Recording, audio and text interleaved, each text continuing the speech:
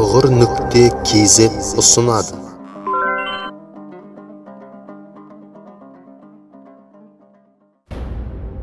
Ауызашар дұғасы. Аллахумма лака сумту ва бика аманту ва алейка таваккалту ва аля ризқика афтарту ذهب الظمأ وابتلت العروق وثبت الأجر إن شاء الله. Уа Раббым, сенің ризалығың үшін ораза ұстадым, саған иман етіп, саған тәуекел еттім. Сенің берген ризығыңмен аузымды аштым. Шөл кетті, тамырлары суланды. Алла қаласа, сауабы қалды.